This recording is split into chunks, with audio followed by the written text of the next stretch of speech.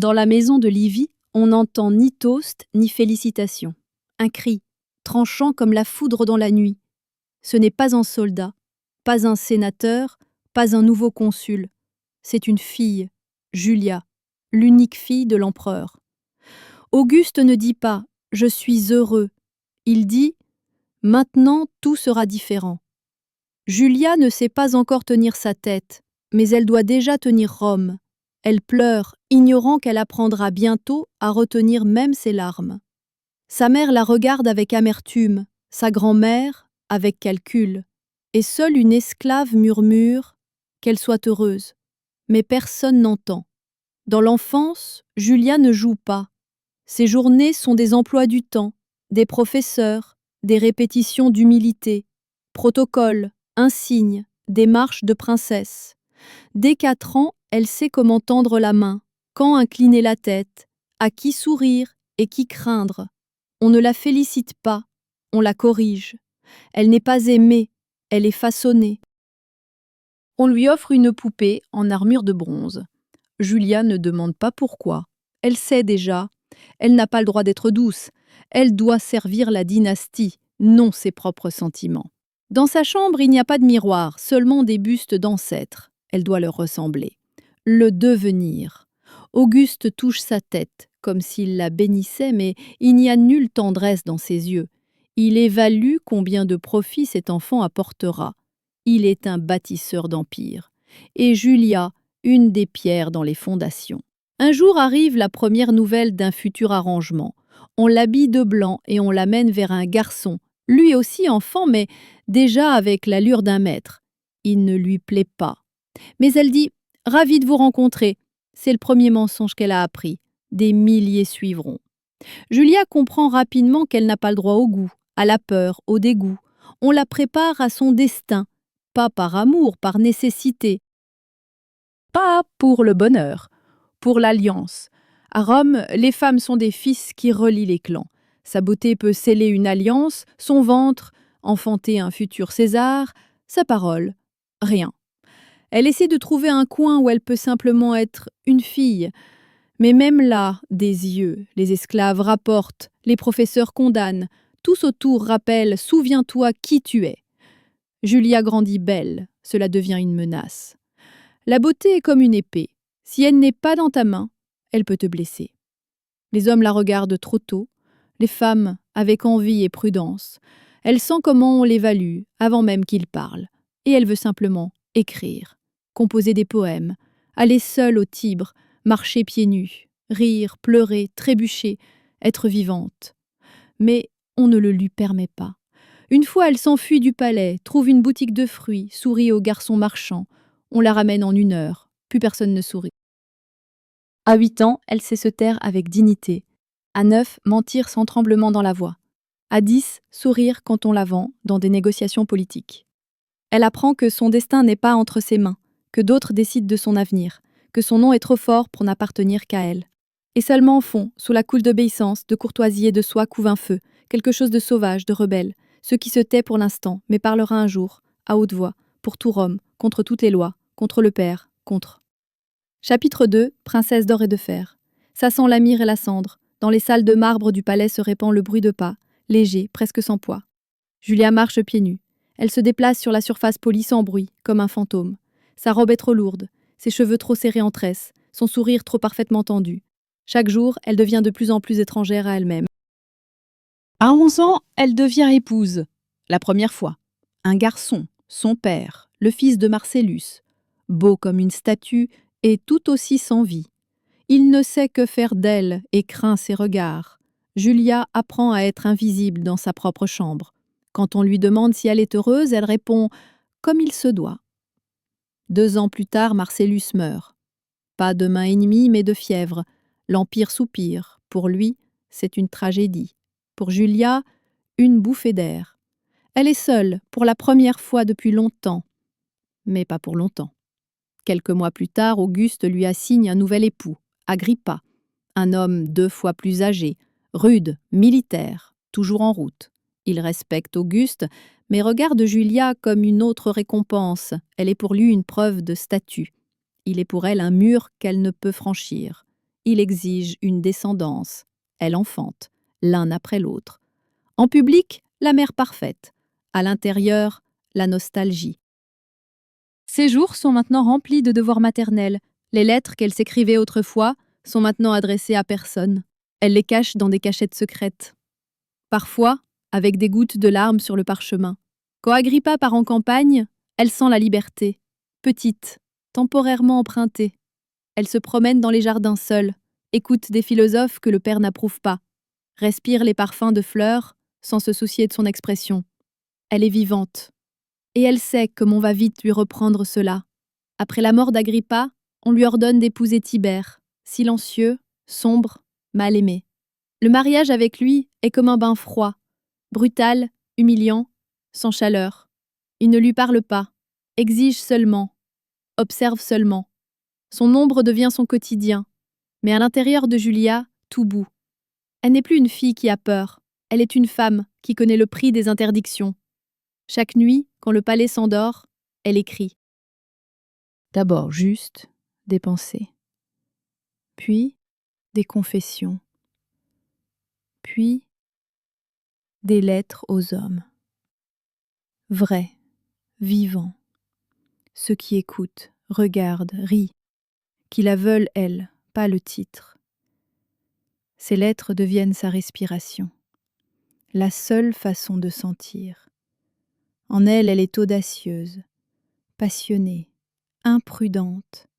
Elle sait que c'est dangereux, mais encore plus dangereux, être vide. Elle les rencontre en secret, dans les jardins, dans des niches d'hôtel, dans la bibliothèque, là où le marbre étouffe le son, mais pas les sentiments. Chaque rencontre est comme un coup contre la façade édifiée par Auguste. Et chaque fois, revenant dans la chambre conjugale, elle éteint cette lumière en elle, jusqu'à la nuit suivante. Les rumeurs commencent à se répandre. Les esclaves cancanent. Les sénateurs regardent avec intérêt et peur. Julia fait semblant de ne pas remarquer. Son visage est un masque. Sa démarche est perfectionnée. Sa voix est irréprochable. Mais dans ses yeux vit quelque chose de nouveau. Un regard plein de secrets. Un regard qui n'appartient ni à la fille, ni à l'épouse, ni à la mère, seulement à la femme. Et ce regard sait qu'il deviendra bientôt un cri. Conte 3, chapitre 3, quand l'amour devient une arme. Un festin dans la maison du prêteur. La salle est baignée de douces lumières de lampes. L'air est épais de vin, d'encens et de voix interrompues par des rires. Les hommes se disputent, trinquent, regardent. Les femmes se taisent, sourient, attendent. Sauf une. Julia est assise au centre, attirant tous les regards. Elle porte le pourpre, du vin sur les lèvres. Dans son regard, défi. Elle n'est pas seulement une invitée, elle est un spectacle, et personne n'ose détourner le regard. Elle rit ouvertement, fort, sans cacher ses dents. Dans son rire, liberté, audace, faim. Ceux qui hier l'appelaient sanctuaire, aujourd'hui veulent la toucher, et ont peur. Julia sait ce qu'un regard signifie. Elle remarque qui observe, qui cache sa rougeur, qui tend vers son gobelet, juste pour cacher l'émoi. Sa beauté est une arme. Et son esprit est bien plus dangereux. Elle n'est plus seulement la fille de l'empereur, elle est une femme qui n'a pas peur d'être désirée. Elle ne peut choisir un mari, ce droit a été donné depuis longtemps au Sénat et au père, mais personne ne peut lui interdire de choisir un amant. Au début, c'est un jeu. Elle remarque les poètes, écoute leurs murmures, donne des demi-mots, des demi-sourires. Puis, des sénateurs, leurs fils, des fonctionnaires. Un soir, un regard. Une nuit, un secret. Julia comprend comment Rome fonctionne. La chair et la politique sont deux faces d'une pièce. Celui qui couche avec elle veut plus, et elle le permet, avec des réserves, avec des conditions. Elle construit son réseau, non de conspiration, mais de murmures, touches et baisers. Sa chambre devient l'ombre du Sénat. Ici, on discute des lois, décisions, rumeurs. Son lit est un lieu de conversation secrète. Julia écoute, fait semblant d'oublier, mais se souvient de tout, chaque faiblesse, chaque phrase, chaque passion. Et plus d'hommes passent par ses portes, moins elle appartient au père. Auguste le sent. Il voit comment elle a changé, mais ne peut le prouver. Son comportement est à la limite. Ses actes sont hors la loi, mais pas criminels. Son rôle est encore fille, mais chaque jour, de plus en plus joueuse. Elle sourit aux réceptions officielles, tient la main de l'époux mal aimé, acquiesce quand il faut. Mais ses yeux ne sont pas là. Il cherche une sortie, ou un complice, ou le feu. Parfois, elle regarde Tibère et voit la peur en lui. Il ne l'aime pas, il ne la veut pas, il la craint. Son silence est comme pierre sous laquelle rien ne pousse. Elle sait, il dénoncera s'il peut. Mais pour l'instant, se tait. Elle continue. Beaucoup l'ont aimé, mais personne ne comprenait pourquoi. Il pensait pour le plaisir. Naïf. Elle aimait le pouvoir, qui commençait par le désir. Elle aimait savoir que la nuit, elle était reine sans couronne. Que le matin, son nom serait murmuré dans les plus hautes maisons. Elle créait une image, femme séductrice, femme destructrice, femme mystère. Et dans cette image, le salut. Car si on la craint, elle n'aura plus à être obéissante. Ses lettres deviennent plus audacieuses, ses discours plus tranchants, sa démarche plus ferme. En elle naît la rage. Pas contre les hommes, pas contre le père, contre le destin. Le destin qui fit d'elle un instrument. Et elle veut être une étincelle. Ses mains ne tremblent plus, le cœur ne se serre plus de peur. Elle a appris à vivre dans un piège et appris à faire que chaque pas dans la cage soit entendu dans tout l'Empire. Pendant que l'Empire dort, Julia rit. Pendant que les hommes murmurent, elle sait déjà avec qui elle couchera. Et surtout, pourquoi. Elle n'est plus une fille obéissante, elle est une tempête. Une tempête prête à s'abattre sur tout ce que son père a construit, sur tout ce qu'on appelait ordre, sur tout ce qui la tenait dans une cage de pourpre et de mensonges, sur tout ce qu'on appelait chapitre 4. Rome murmure le nom de Julien. La nuit, épaisse et chaude, descend sur Rome. Les lions de pierre à l'entrée du temple de Mars semblent retenir leur souffle. La lumière lunaire perce entre les colonnes, tremblante comme le souffle d'un amoureux. Les dernières chandelles s'éteignent, l'air est saturé de cendres et de secrets. Un serviteur s'attarde plus que de raison. Il entend des rires, féminins, et à côté, une voix masculine, étrangère.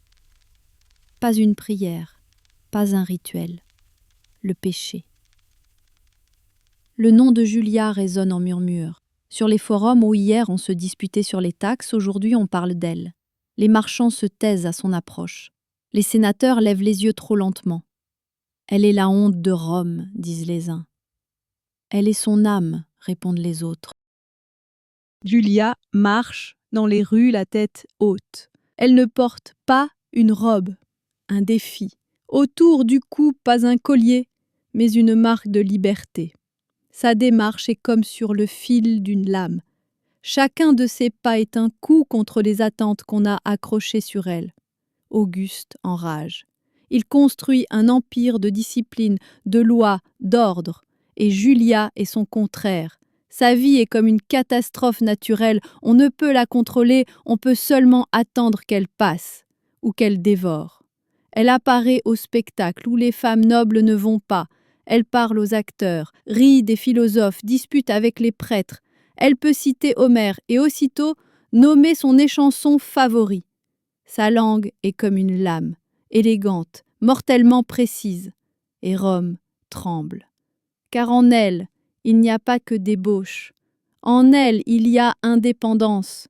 En elle, il y a choix. Et cela n'est pas permis aux femmes. Les rumeurs se multiplient. On dit qu'elle a couché dans le temple avec un acteur. On dit qu'on l'a vue sur la rive du Tibre en toge masculine. On dit qu'elle ne prie pas les dieux, mais murmure ses propres incantations. On dit et on écoute.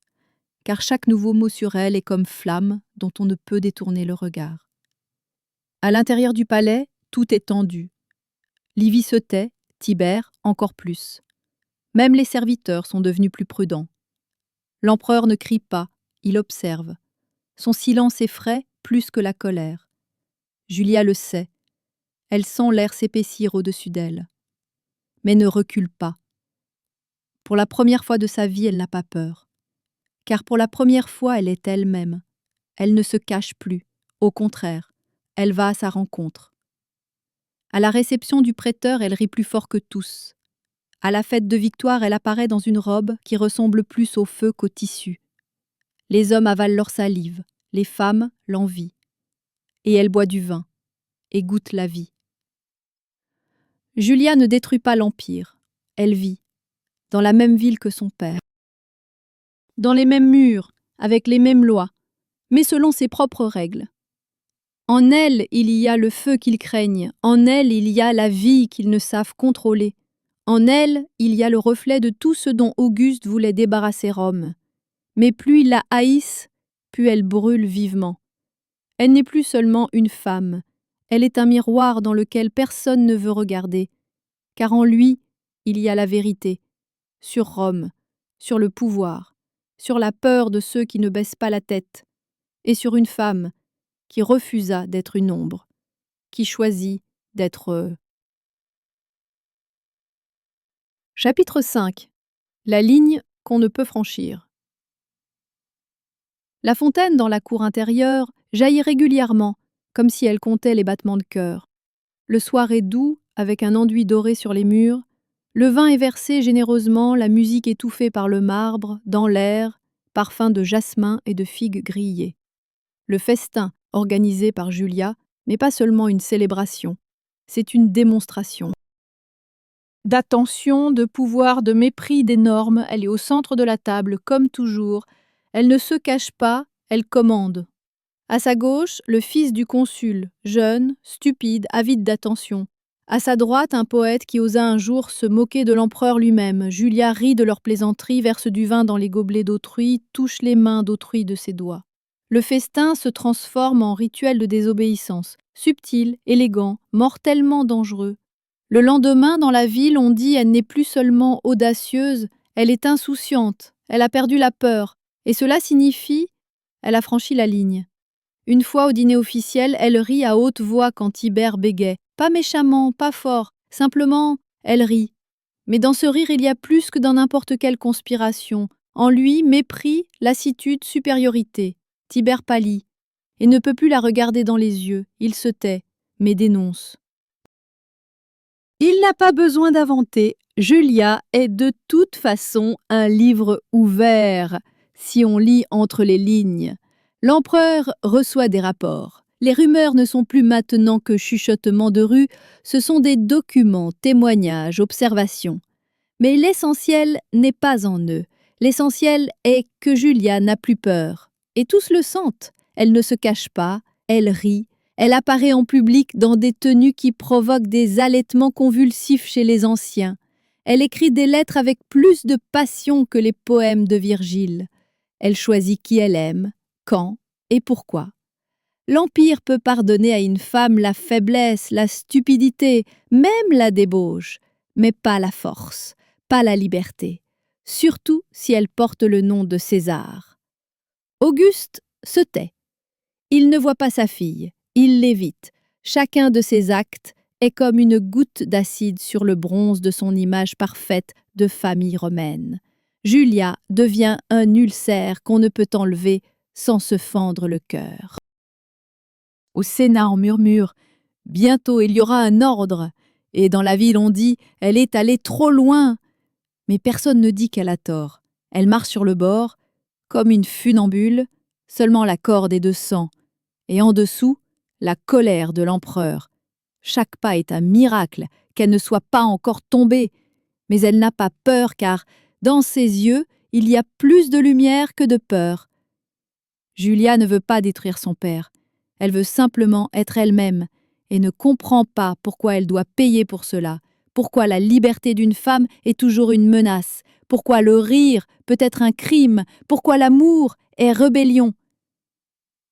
Et pourtant elle sent. Quelque chose s'approche. froid, silencieux. Pas colère, pas bruit, pas scandale, pire, silence. Avant la tempête, il y a toujours accalmie, et avant la chute, la sensation qu'on vole enfin, car elle n'est plus seulement fille, pas seulement épouse, pas seulement femme, elle est un défi. Fort, lumineux, dérangeant. Et Rome ne pardonne pas à ceux qui parlent trop fort. Chapitre 6. Chute en une nuit. Les torches tremblent dans le vent. La nuit n'est pas noire mais grise, comme si la cendre était déjà tombée sur les rues. La garde s'approche du palais pas bruyamment, résolument. Dans leurs pas, il n'y a pas de doute. Ils ne marchent pas, ils exécutent. Dans les portes, des cris. Les esclaves s'agrippent au mur, une s'évanouit. Les chiens dans la cour hurlent. Quelqu'un court, quelqu'un se cache, quelqu'un se tait, comme s'il savait d'avance, dans cette nuit, on ne peut être vivant. Julia se réveille du bruit. La première chose qu'elle ressent n'est pas la peur, le froid, comme si l'hiver avait frappé dans la poitrine. Elle bondit, pieds nus, pâle, et comprend déjà tout. Jamais plus elle ne dormira dans cette chambre. Jamais ne verra ses colonnes, ses draps, ses motifs au plafond. Sa vie s'est terminée pendant qu'elle dormait. La porte s'ouvre violemment. Garde. Sans mots, sans explication. L'un d'eux, un jeune homme qui lui apportait autrefois des fruits, il ne la regarde pas dans les yeux, incline simplement la tête. Julia se tait. Ne pleure pas, ne crie pas. Seuls les doigts tremblent légèrement quand elle arrange une mèche de cheveux. Elle va elle-même, droite, bien droite, comme si elle allait à un festin, pas à un jugement. Le procès secret, sans témoin, sans défense, sans droit à la parole. Son nom n'est pas prononcé à haute voix. Elle devient non pas femme, mais affaire, pas personne, mais menace. L'Empire ne tolère pas les rebelles, surtout ceux qui rient, surtout les femmes. La sentence est lue sèchement, exil, sans droit à correspondance, sans vin, sans protection, sans appel. Le clerc traîne les derniers mots, comme s'il s'étranglait avec, par volonté du Père. Julia ne demande pas où. Elle sait, là où il n'y a rien. Pas de rumeurs, pas de musique, pas d'yeux amoureux. Elle ne met pas le deuil. Elle met une robe rouge vif, son dernier coup.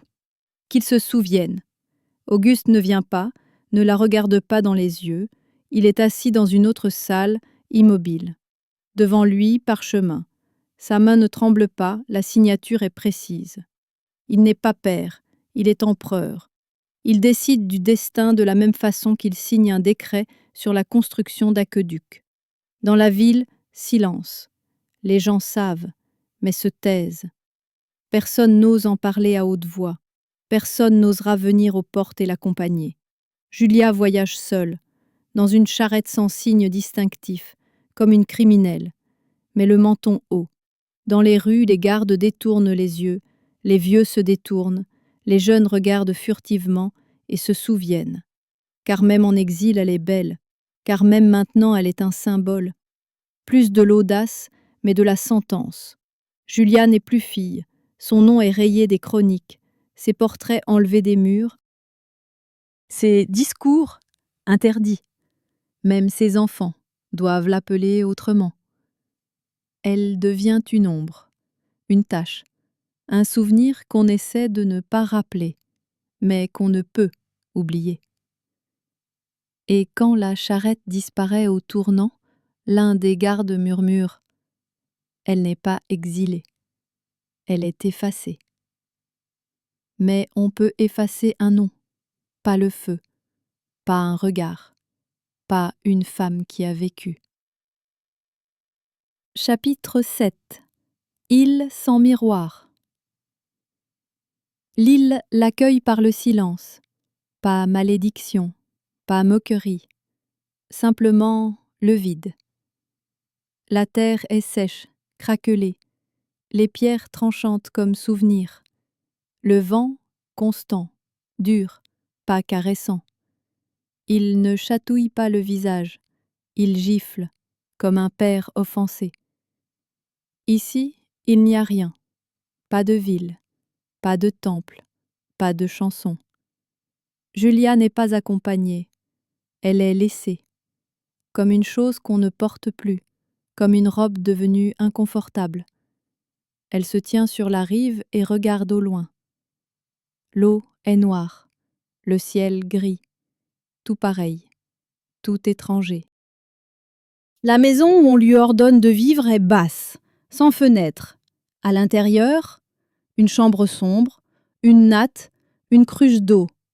La garde, silencieuse, ne s'approche pas. Ici, il n'y a pas de menace. Elle est elle-même une menace. Les premiers jours, elle se tait, mange peu, dort mal, les yeux ouverts même la nuit. La mémoire floue, comme peinture sur verre pluvieux. Puis vient la douleur. Dans le corps, dans la gorge, dans la poitrine, personne ne l'a battue, mais tout à l'intérieur fait mal. Puis les larmes, pas hystérie, silencieuses, longues, comme fuite d'une fissure dans un vase. Elle va à la rive, met les pieds dans le sable chaud. Inspiration et non. Elle les écrit du doigt. Ceux qui l'appelaient lumière de ma nuit, maîtresse des passions, déesse aux yeux de feu. Écrit et efface aussitôt. Elle ne garde pas rancune, mais ne peut garder non plus les souvenirs. Chaque jour se répète. Vide, murmure du ressac, pain grossier, le même lever de soleil. Parfois elle se parle à elle-même, parfois à quelqu'un qui n'est plus là depuis longtemps. Parfois elle chante, sourdement, pour qu'elle seule entende. Il n'y a pas de miroir ici, et grâce au Dieu, car dans le reflet, elle ne se reconnaîtrait pas. Julia, que Rome craignait, n'existe pas ici. Ici, il n'y a pas de pourpre, pas d'amant, pas de regard qui désirait, seulement un corps qui fut autrefois désiré, seulement une voix qui autrefois murmurait, osait, riait. Et pourtant, elle vit, vraiment, sans titre, sans masque, sans jeu. Pour la première fois, elle ne doit rien à personne, pas au père, pas au mari, pas au peuple, seulement à elle-même. Une fois, elle trouve sur la rive un morceau de métal poli, regarde dedans, voit pas une femme, pas une exilée, pas une fille, mais une personne, fatiguée, abîmée, mais vivante, et murmure : « Je suis là, j'existe encore. » Et personne n'entend, mais elle n'en a pas besoin. Le jour, elle se chauffe au soleil comme un lézard. La nuit, regarde les étoiles. Parfois elle pense que quelqu'un vienne, n'importe qui. Parfois, se réjouit que personne ne vienne. Elle dessine sur le mur une ligne. Chaque jour, une nouvelle. Il y en a déjà plus de 200. Parfois elle rêve de vin, parfois du parfum de peau masculine. Parfois, simplement de toucher. Mais le plus souvent, de silence, de paix, de liberté. Car seulement maintenant elle a compris, la liberté n'est pas quand on vous écoute, et pas quand on vous veut. La liberté est quand vous n'avez besoin de rien prouver à personne, même à vous-même, surtout à vous-même. Et dans ce lieu, où il n'y a ni miroir, ni chaîne, ni mots, elle ressent quelque chose d'étrange. Silence dans la tête, paix, et un léger tremblement sur les lèvres, presque un sourire, presque. Chapitre 8. Quand les supplications se noient dans le silence. Lettre après lettre, d'abord écriture soignée, puis confuse, puis ligne tremblante, mots brisés, taches, pas encre, larmes. Elle écrit, à genoux, à la lueur du feu, sur des morceaux de tissu, sur des fragments de parchemin. Père, je vis. Père, tu me manques. Père, je supplie. Elle n'écrit pas pour une réponse, pour l'espoir. Mais les lettres ne partent pas. Ou partent, mais n'arrivent pas. Ou arrivent, mais brûlent sans être lues. À Rome, son nom est interdit. Mais oublier ne marche pas. Le peuple chuchote. Les marchandes du marché cachent leur foulard quand elles entendent parler de Julia. Les jeunes femmes se regardent dans le miroir et imaginent comment c'est vivre sans peur, comme elle. Les sénateurs, surtout ceux qui tartent autrefois sa taille, murmurent maintenant aux autres. Elle souffre, peut-être assez. Les poètes écrivent des vers sans nommer de nom. Elle est comme un oiseau dans une cage faite de lois. Elle est comme vin versé sur pierre, plus à récupérer, mais qui sent encore. Même les ennemis de l'empereur, ceux qui enviaient son ordre, disent « On ne peut pas ainsi, elle est fille quand même ». Mais Auguste n'est pas père, il est roc, il ne se fissure pas de pitié, il ne change pas de décision. Il a construit l'empire sur la discipline. S'il cède sur un point, tout s'effondre. Une fois, on lui demande directement, à une réception, entre deux gobelets. « Qu'en est-il de votre fille ?» Il regarde à côté. « Je n'ai pas de fille. » Une phrase comme un couteau, elle entre dans la légende, répétée en murmure dans les tavernes, aux mariages, sur les places. « Je ne connais pas de telle fille. » À ce moment, Julia cesse d'exister. Pas en fait, en mémoire. De ses portraits, on efface le visage. Dans les chroniques, reste place vide. Ses enfants ne mentionnent pas le nom de la mère. On leur ordonne de dire « elle est morte ». Et si on demande « regardez la terre ». Mais la mémoire est têtue. Elle vit pas dans les livres, mais dans les gens. Et dans l'esclave qui sert l'eau, et se souvient comment Julia sauva une fois son enfant. Dans le légionnaire qui était au festin et sent encore son parfum. Dans le vieux sénateur qui n'a jamais pu brûler ses lettres. Sur l'île, elle continue d'écrire. Plus au père, simplement, dans le vide. J'ai été. J'ai respiré, j'ai aimé. Je ne demandais pas beaucoup, seulement être moi-même. Parfois le vent attrape ces mots et les emporte, parfois la pluie les efface. Une fois un morceau de planche arrive à la rive, dessus un nom gravé, le sien. Quelqu'un quelque part se souvient encore, croit encore, mais ce n'est pas assez. Julia n'espère plus et ne prie pas. Elle regarde le ciel et pense que même les étoiles probablement ne connaissent plus son nom. Mais en elle couve encore le feu. Pas d'espoir, d'obstination. Elle n'est pas fantôme, pas erreur, pas ombre. Elle est une femme qu'on a effacée, mais qu'on ne peut détruire, car même en exil, elle était encore elle-même. Et c'est son crime, et sa victoire, et son chapitre 9. Mort de la femme que Rome craignait nuit, la plus ordinaire, sans orage, sans signe, sans cri, juste nuit. Julia gît sur sa couche, dure, couverte d'une couverture usée qui fut autrefois tramoisie. Ses yeux sont ouverts, mais ne voient plus. Personne n'est prêt, pas de garde, pas de serviteur, pas de chien errant venu de la rive.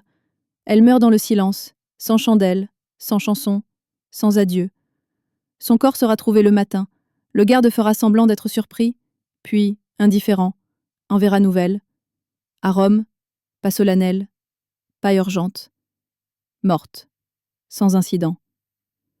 Personne ne pleure, personne ne déclare le deuil, personne ne met le noir. Mais même la mort de Julia est un défi, car elle n'est pas morte avec soumission. Elle est morte sans demander pardon, sans se repentir, sans regretter ses actes. Elle est morte en femme qui a vécu comme elle voulait, et pour Rome, c'est impardonnable. Le nom de Julia continue de vivre, en murmures, en histoires qu'on ne peut raconter aux enfants, en chansons chantées dans les tavernes sur le vin. Elle était feu brûlé en cendres, disent-ils. Elle était liberté en apparence de femme, répondent d'autres. Les femmes, hachant des légumes au foyer, se souviennent de sa voix. « Si je pouvais être ainsi, murmure l'une. Si nous avions même la moitié de son audace, dit une autre. Les hommes se souviennent d'elle autrement, dans les gobelets, dans les rêves, en comparaison. Aucune après elle ne parut si vivante. Aucune ne provoqua simultanément désir et peur. Car Julia n'était pas un corps, elle était ouragan. Les poètes, amoureux du mot même, ne peuvent ne pas écrire sur elle. Même si interdit, même si punissable, il cache son image sous des noms fictifs, sous masque de déesse, sorcière, furie, mais les lecteurs savent qui elle est, savent de qui le souffle résonne entre les lignes. Yil. Rome se tait officiellement sur elle. Mais Rome n'est pas mur, pas loi, pas buste de marbre. Rome, ce sont les gens. Et les gens se souviennent et murmurent. Julia n'est pas seulement une femme, elle est malédiction sur la conscience de l'Empire. Ombre qui tombe même sur la colonne la plus pure. Regard encore attrapé dans les miroirs. Elle était gênante, incontrôlable, impardonnable.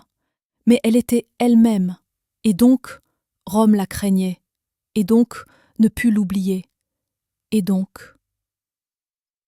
Chapitre 10. Symbole qui survécut au Père et à l'Empire. Le temps efface beaucoup. Noms de généraux, décrets d'empereurs, arcs de pierre construits sur le sang.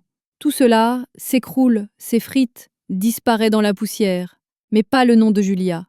Des centaines d'années plus tard, il résonne à nouveau, dans la bouche de femmes fatiguées de se taire, dans des livres qui cherchent à nouveau la vérité, pas la commodité, dans des pièces où l'héroïne n'est pas victime, pas ornement, mais cœur de l'histoire. Parfois on l'appelle prostituée, parfois sorcière, parfois sainte non reconnue par l'Église. Chaque époque voit le sien en elle. Les uns disent « voilà où mène la débauche », les autres « voilà ce qui arrive quand une femme cesse d'avoir peur », les troisièmes se taisent et écoutent. Simplement, car dans son histoire il n'y a pas perversion, mais volonté. Julia devint symbole. Pas de fille idéale, pas de mère sainte, pas de grande reine, mais d'une femme qui ne se brisa pas. Elle ne se soumit pas quand on la contraignait, ne supplia pas quand on la rejetait, ne se cacha pas quand on la maudissait. Elle aima qui elle voulait, but quand elle voulait, choisit comme elle voulait, et pour cela, on l'exila, mais précisément pour cela, elle vainquit. L'empire construit sur l'oppression ne put retenir son esprit, le Père qui créa les lois ne put effacer sa voix, les hommes qui rêvaient de soumission eurent une tempête, les historiens, essayant d'oublier, écrivirent quand même. Julia devint pas seulement un nom, elle est un miroir, pour les femmes cherchant la liberté, pour les pères craignant l'audace, pour les empires ne sachant pardonner. Et bien que dans le marbre ses traits soient effacés, dans les livres rayés, sur les lèvres des puissants maudits, mais dans la mémoire elle vit. Car un symbole n'est pas un monument, un symbole est une question. Es-tu prête à vivre honnêtement, si tu dois payer pour cela? Julia paya tout, et resta elle-même, et cela signifie, elle vainquit.